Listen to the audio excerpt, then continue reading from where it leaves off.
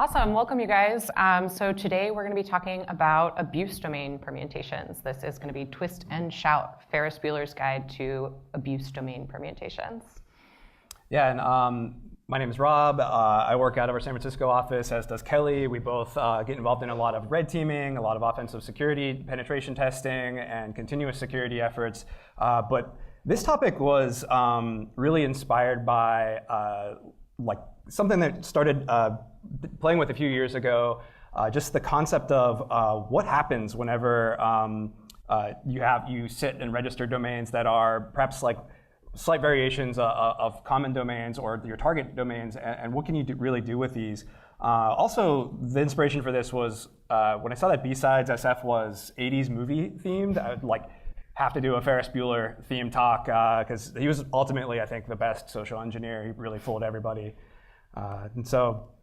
The problem really comes from the trust issue that we have, where we're expecting users to know what's going on in a URL bar, to know what a green lock means versus a red lock versus a not trusted versus no message at all, or really being aware of how to interpret a URL, knowing the difference between a scheme, a subdomain, a domain, a TLD, and then all of the other parts that can happen after that. And by and large, we really can't expect people to pay attention to URLs or expect them to really understand them. So this creates an opportunity for attackers, especially opportunistic attackers, to, at a broad scale, start to attack major brands. And so what brands did we take a look at? Really, we observed that these are some of the major digital brands or some of the major financial brands that experience the most types of fraud or attack involving domain permutations.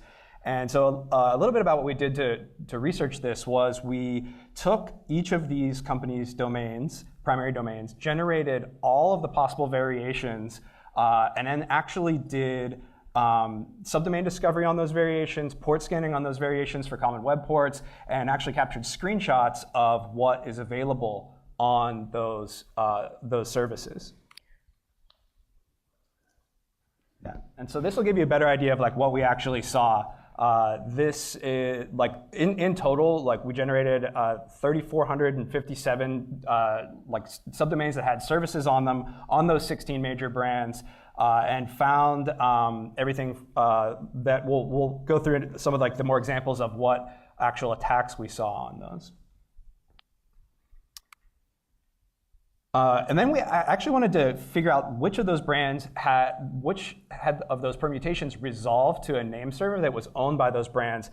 And the only one that stood out as an outlier was Amazon, as they actually had control of 59% of their permutations. And I was going to show going through all the other brands, but it really got to be very dismal. Most of the other tech brands like Netflix or PayPal, Google had around 10%. And then as you kind of got into the financial sector, they had even less. So I thought that was going to be a more interesting aspect of the research, but they really don't have much control over these permutations currently, which means there's a lot of them were parking pages. A lot of them would be an opportunity for an attacker to register and then use in subsequent attacks. So this next slide is going to show you some of the screenshots of the actual abuse domains that we were studying. And you can kind of get an idea of the different types of phishing attacks. Some of them are just put in your credit card number here. Others are going to be more credential theft. RuneScape was actually something that we saw a lot of. And this is just to kind of give you an idea of what we turned up in our research. Yeah, we grouped them by visual similarity, so we could actually see these are all the ones that are asking you to confirm your Facebook credentials. These are all the ones that are asking for your Google Drive. It was very apparent that there was a lot of cloning or slight variations, or just going right after personal information in an attempt to hijack an account. Yeah, the list goes on and on and on. We get into some of the specific examples. We saw a lot of interesting evolutions of malware attacks that maybe existed 5 or 6 years ago, but today don't. And that was really one of the other things I was super motivated to, like Kelly and I wanted to see, like, oh, people are using Google Docs to actually host on a domain that has reputation and launch their phishing attack from there instead of hosting it on their own domain. So it was really interesting to actually see like what these were being used for. We also took a lot of information from fishtank.com, which is a clearinghouse where you can go submit suspected phishing pages and actually classify them, have other people kind of contribute to this and say, like, these are definitely phishing, let's blacklist them. And that's what prompts you getting things in your browser that say, are you sure you want to go through this? It's been flagged as suspicious. And a lot of that ties in with what we saw in these permutations. So let's get into some of the different types of domain abuse. We have shown you a lot of examples, but there's actually lots of different categories. So up here you can see some of those. There's typo squatting, homoglyphs, bit squatting, all different kinds of ways that we can kind of permutate and swap around letters in the domain. And then there's top-level domain variations, which is actually another really interesting attack. And we're seeing way more subdomain variations. So let's kind of look at a couple examples of each one of these. So typo squatting is something that we're all probably familiar with. And we have some examples up here. So you can see Facebook, it would be the actual domain. And then below it are going to be two kind of similar domains, maybe that it's close on the keyboard. Other techniques are in terms of like omissions, skipping a letter. And really the goal here is to target something that you could realistically type into the keyboard on accident. This is targeting the human element. Yeah, and we actually noticed, like, as we were doing this research week over week, changes in what was served up. So this is actually a screenshot from last week where it was a variation actually of Facebook, but it prompted to say, Amazon gift certificate reward, you've been selected, grand prize winner, and then it would go on to prompt you to enter personal information and credentials. And then this is as recent as yesterday, same domain serving up CVS winner like March 2019. So attackers are actually adapting to make it look relevant, to make it not constantly be serving up the same content, and really going after that opportunistic attack of someone literally just making a typo as they go to commonly requested domains. Yeah, so this is one you can actually look at that's live today. Facebook with the first O replaced with a P. And this is something that we've seen that's been live for several weeks, and it's changing constantly as we're looking at it. Yeah, homoglyphs is, I think, a super interesting attack where you're actually taking the Unicode variations of letters that look similar but may have accent marks or may even just be like a Turkish I that's a slightly smaller looking, like alphanumeric I. And at this point, we see you're just trying to coerce a person into visiting a link that just looks extremely similar. We see a lot of these, and even in the example, the Facebook one we saw there, I think we thought it was like dirt on our screen, but it's actually like 2 dots under the O's was another prompt for phishing. We'll go into actually like some of the examples of attacks we saw on these as well. Bit squatting is the type of variation on domain that's very different than the rest of the ones we'll be talking about. Bit squatting is actually a machine attack rather than a human attack. And the variations on these come from typically a hardware failure, most commonly in memory. It could also be a hard drive failure. It could be in transit at a network component. But I'd say most commonly in the research that we've seen is it's happening in memory. And the basics of how it works is it's actually that ASCII representation of the character changing whenever a 0 flips to a 1 or a 1 flips to a 0. And so in the example here, like CNN.com, if the last bit of the byte that's representing the second end switched to a 1, it would change to con.com. And at this point, you're actually, the victim here wouldn't necessarily be a human that mistypes that because the N is very far away from the O on a QWERTY keyboard. It would be affecting a machine. And one thing that I'm seeing this happen more and more with is with mobile phones. So we actually, and the other thing that I think this is really pertinent to is being able to intercept sensitive traffic now that certificates are free. There's been quite a few DEF CON Black Hat talks on this over the years, like 5 or 6 of them, but the last one, I believe, was in 2015, and their demonstration kind of got stopped at the point when they would have had to spend $300,000 on domain certificates, which wasn't feasible. I think it was like a college student that was doing the research. But now with things like Let's Encrypt and every cloud provider giving you free certificates, I think this issue is one of the most impactful that deserves a lot more attention because you can now intercept sensitive traffic by getting a free SSL certificate and putting it on domains like these. And a couple of years ago, we started gathering these domains and researching this. And actually, there's a link here in the slides that we'll post to customized ELK dashboard to be able to track these that we've open sourced on the Bishop Fox GitHub. And in some initial data that we've collected with it, for DNS bit flips, we actually see like about every 12 hours on really popular domains, about 500,000 requests where there's an opportunity to poison DNS caches and then serve up other content to visitors. Again, very opportunistic attack. We can't control which machines fail and which ones come to this, but becomes an opportunity to like victimize a lot of devices. Specifically on the HTTP requests that we saw and collected, the teal graph here actually represents Android devices.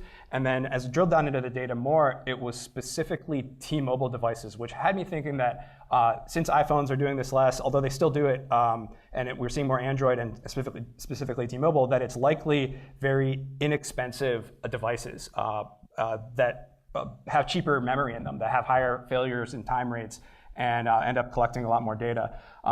Going to actually continue to explore this out and have a whole presentation dedicated to this in April that we'll be doing, but a member of the Freedom of the Press actually published some interesting research just this month that was on observing in 1 week's time which companies his cell phone made requests to, and it was an iPhone, so removing for Apple, which was the whenever he's looking at all companies, you kind of see on this graph here the other CDNs and just other major tech companies that requests were going to, which I think there's a big opportunity to see what other domains are registered that are bit flips and that attackers are bit squatting on, and then are able to intercept sensitive traffic from cell phones.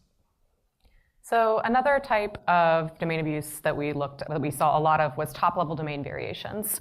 So this is where the kind of final portion of your domain could be possibly different top-level domains you can register with, say, like a .it or a .us.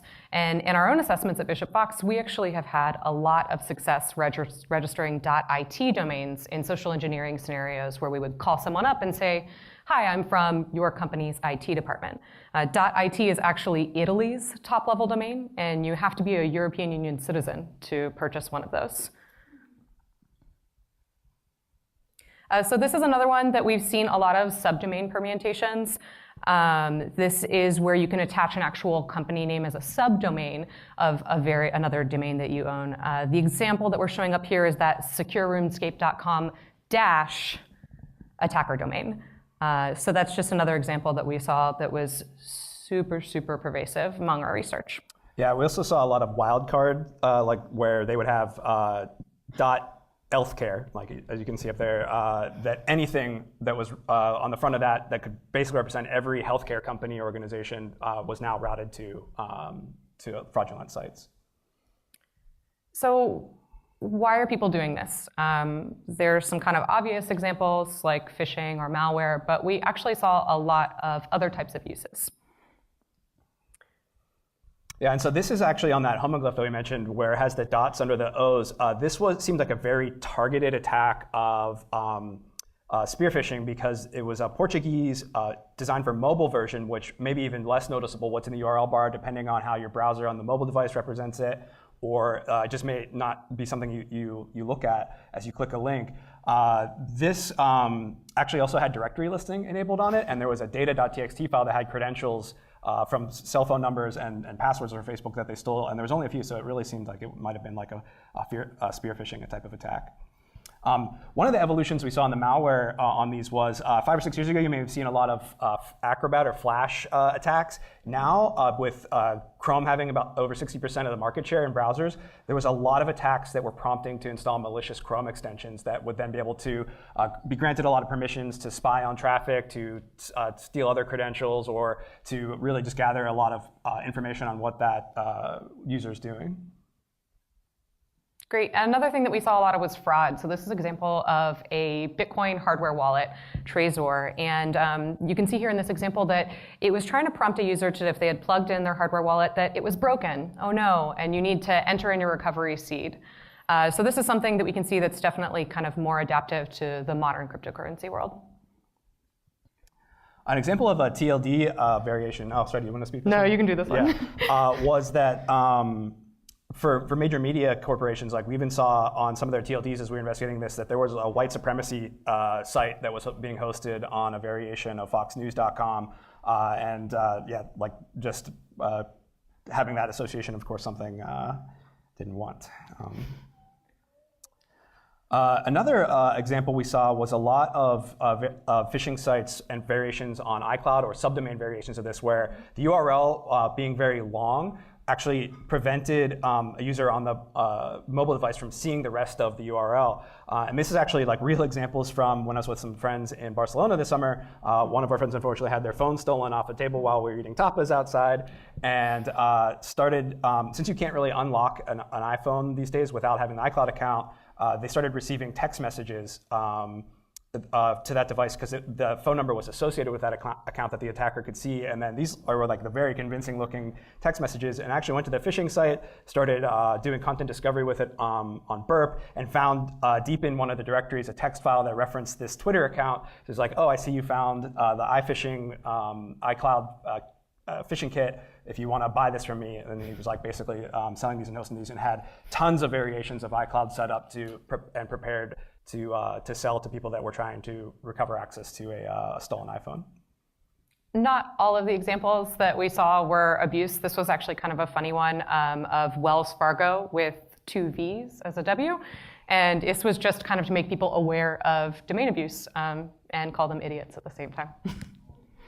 Yeah, we also saw a lot of other researchers that actually had these domains and actually like started to inform people like, oh, you've reached this as an IDN homoglyph attack, like this is what this means, and you need to make sure you like go to the correct version of this site. So let's talk about some monitoring and defenses.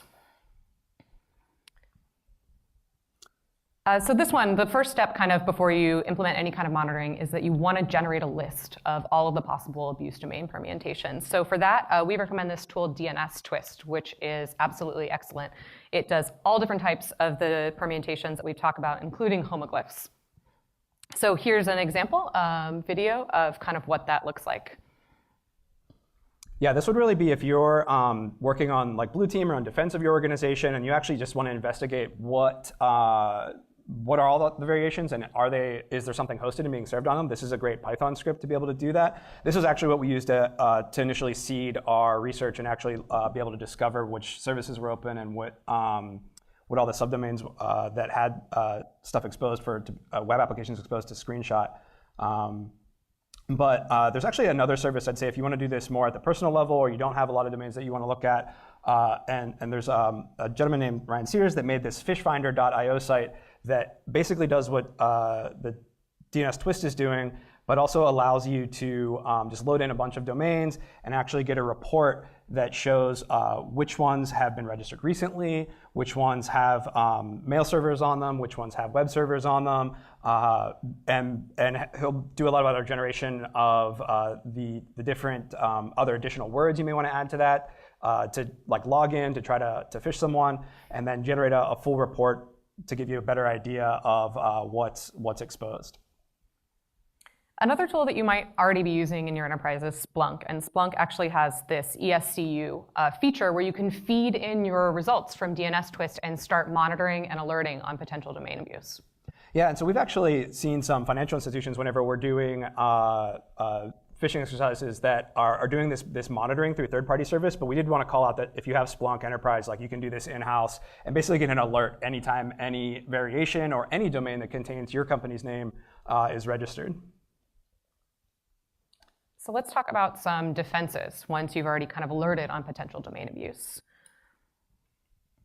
So sinkholing domains, I think, is a really underutilized mechanism. Whether you're trying to protect your personal network or your organization's network, there's a lot of opportunities to do things using response policy zones, which is, I'll kind of get into another great open source project is this IOC to RPZ. Response policy zones are designed to allow you to override the global DNS systems, or even you could do this within a corporate network to basically take every one of those variations that you generate from DNS twist and pipeline that into a config rule that says these now all go to a page that warns a user that they had been phished, and then whenever we see a request on that, we trigger an incident to the SOC or to the blue team to say, let's go through the rest of our incident response playbook to mitigate the risk of this attack. The also great thing about this is it's set up to integrate a bunch of different feeds for malware, a bunch of different malicious domains, malicious IP addresses. You could do like the entire fish tank list of domains. You could do the entire any threat intel feeds that you want to tap into, and basically automatically blacklist and sinkhole these domains. This is really designed for you to even just set up and run on your own laptop, like host in the cloud, but then run a local bind server. But if you are looking for more like an enterprise solution for this, like Akamai supports this functionality, Infoblox supports this, Power DNS. So if you may also have something that's like an enterprise tool that can leverage RPZs.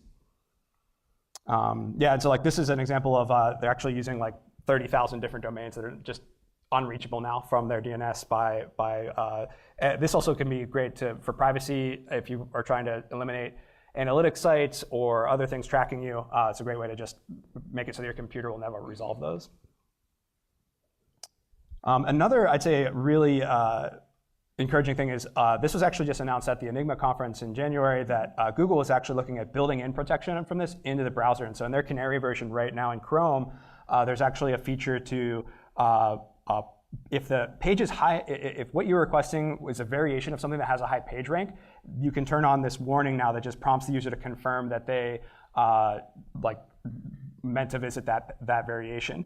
And they actually have a really good guide that they've been working on for if you're writing software that is representing URLs, allowing users to type in URLs or to may load them in from external output. All of the, like putting together basically a best practices guidelines on how to represent them so that users aren't easily fooled. Like a lot of custom software that you may build may trim things like paths or trim things like subdomains, and that leads to an attacker like more being likely to exploit a victim user.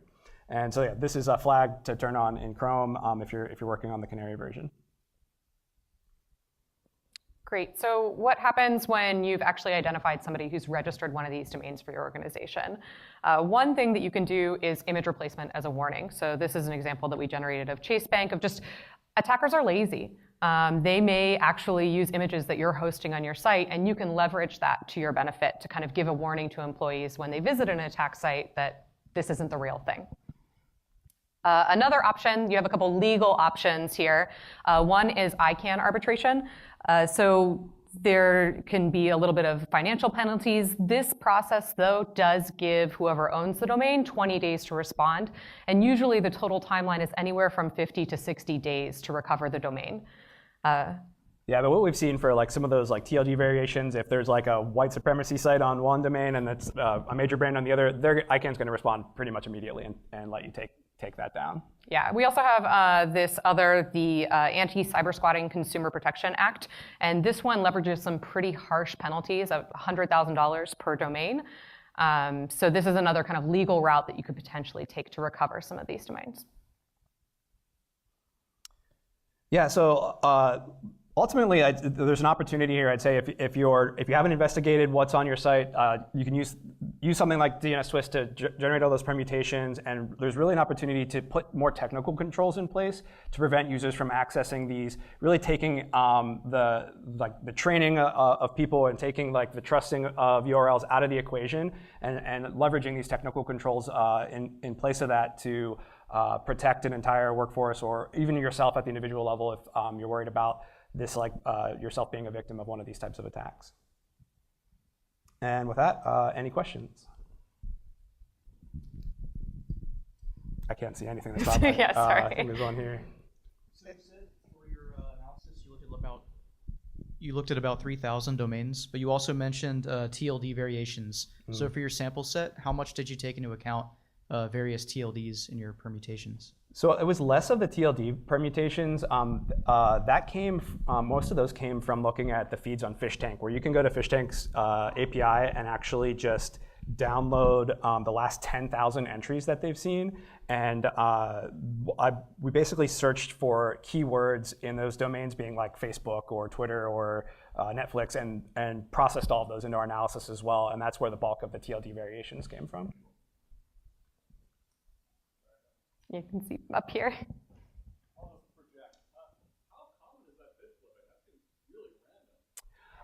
So I'd say like the aspect there is I think a lot of the research around it has been focused on things that are in the Alexa top 1 million or things that humans would typically go to. But that's the wrong approach to think about it. And the better analysis would be like, what is my phone in my pocket making requests to all day, every day? What is my laptop most likely making requests to? Like I've gone in and looked at Little Snitch and I'm like, oh, most of it's to Apple because I'm on a Mac. But there's all these other ones like even going, or maybe if it's a Microsoft box, it's going to Windows Update on a frequent basis or Office Update. And I'd say to like continue to explore that, we should actually be looking at making like an Alexa top 1 million for machines of what are our machines making requests to. And that's a much more interesting question. And then if you have something that's just getting hit with billions or trillions of requests from users around the world all day, every day, now we have a very rich environment for opportunistic attacks. Yeah, absolutely. That's where I think like if you have ECC memory in your servers and things, that's happening less and less, although it still can happen. We've seen cases where it's actually out perhaps on the hard disk level, and that hard drive actually has a flip bit, and it's just sitting there making requests out to a different domain than was intended. So it still can happen, but I'd say the bulk of it is going to be cheap phones in Southeast Asia that are making requests because they're in high temperatures or humidity or something like that. Yeah, and anytime you introduce any kind of wireless element, you're going to have the issue of potential radiation, just flipping a bit there too. Okay, two more last questions. I'm curious about the voice bots mistakes that they make. Is it possible to add those variations? I'm sorry, what was the question? Like voice bots, say Alexa or Google Home. Oh, yeah. That is something really interesting that we did start to look at, but it's such a wide field that we didn't really want to include it just because we wouldn't have time. But that's something that we're definitely seeing, like, for example, I've heard of Capital One being registered an app as Capital One to try to take advantage of maybe somebody's accent. So that is happening, absolutely. Yeah, and actually, in some of the research, I'd love to talk more about this because I found some open source libraries for doing like metaphone analysis where you would actually take a set of text, and if the computer, and you can run this in JavaScript like on the client side with like an extension, it would sound out what it was heard, whatever text it had, and it would create a unique hash to the sound of that, or like the enunciation of it. And if you had a whitelist of other things that you said, if it ever sounds like this, like send me an alert or blacklist this or redirect to a warning page, that would be like a potential like technical control that could be put in place to defend against this as well. Yeah, great question. Well, Rob and Kelly, thank you guys very much. It's been a pleasure, and it's great having you guys. Thank Thanks, everyone. you.